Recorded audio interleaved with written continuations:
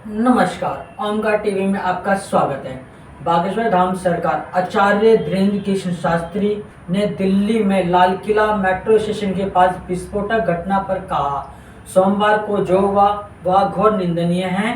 भगवान से प्रार्थना है जिनका शरीर पूरा हुआ उन्हें अपने चरणों में स्थान। हम शोक संवेदना करते हैं, हम सुख संवेदना करते रहे हैं। कट्टर मजहबी पंथ की विचारधारा की सोच पर लगाम लगाने के लिए अब सनातनियों को एक होना ही पड़ेगा। इस देश में भारतीयों की जब तक एकता नहीं हो जाती है तब तक हम पद यात्रा करते रहेंगे। आइए देखते हैं जब हमारे संवाददाता प्रकाश कुमार ने उनसे बात की। जब भी धमाके हुए और जो भी हुए उनमें कहीं ना कहीं एक कट्टरपंथी मजहबी विचारधारा के लोगों ने किया। कट्टर मजहबी पंथ की सोच के विचारधारा के लोगों पर लगाम लगाने के लिए अब सनातनियों को एक होना ही पड़ेगा।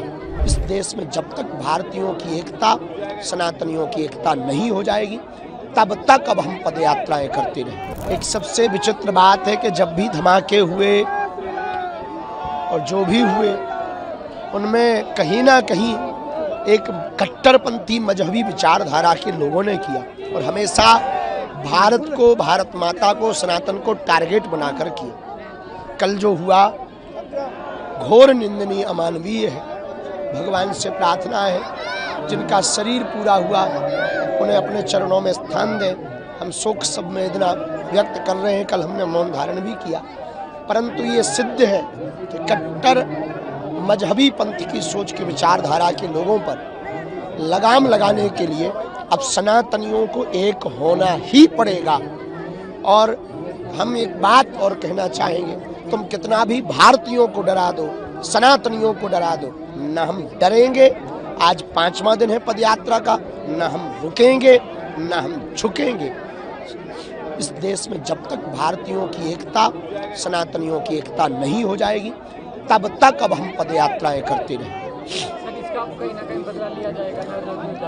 भारत सरकार में व्यवस्थित लोग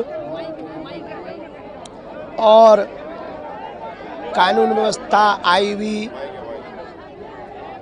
इंटेलिजेंस सब लोग जांच कर रही है और ये निश्चित है कि उनको, हमारी मांग है भारत सरकार से कि जो पकड़े जाएं उन्हें सजा नहीं, फांसी दी जाए। सर, जैसे कि आपका नारा है कि जाति छोड़ो और हिंदू एकता है, अगर हिंदू एक होता तो ये हिम्मत नहीं कर पाते। यदि सनातनी एक हो जाएंगे तो ये डराने धमकाने की मजहबी विचारधारा पर पूर्णतया ब्रेक लग जाएगा, इसमें कोई संदेह नहीं। विचार परिवर्तन ही हिंदू एकता है जी।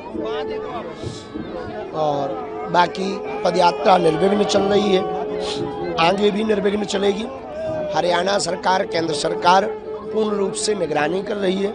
सभी श्रद्धालुओं से अपील भी है किसी भी प्रकार की अफवाह में ना पड़े। भगवान की कृपा से ये निर्विघ्न संपन्न है। 13 लोगों की मौत हुई है, 17 घायल। हनुमान जी के चरणों से प्रार्थना है जिनका शरीर पूरा हुआ उनके प्रति हम शोक व्यक्त कर रहे हैं। कल रात्रि काल में हमने हवन भी किया और जिनका शरीर घायल हुआ वो जल्दी स्वस्थ हो जावे, भगवान की कृपा उन पर हो जावे, वो जल्दी से निरोगी होकर घर पहुँचे। सर, आपकी यात्रा में जैसे कि लोग, बच्चे हाइड्रा से तार पे चढ़ जाते हैं, पुल पे चढ़ जाते हैं, उसके बारे में बता दीजिए। हमने आज एक संदेशा और आह्वान किया कि जहाँ जहाँ सभाएं हों वहाँ दर्शन करने जावे। हाई टेंशन तार, ऊंचे पुल, ऊंची इमारतों पर चढ़ने से बचें ताकि किसी भी प्रकार से अप्रिय घटना ना हो सके और सनातन हिंदू एकता पदयात्रा का पर दाग ना लगे। और पूरे विश्व में वर्तमान में हिंदुओं ने तहलका मचा रखा है, खासकर ब्रज क्षेत्र ने। और अब तो यही है, कृष्ण लला हम आएंगे, माखन मिश्री खाएंगे।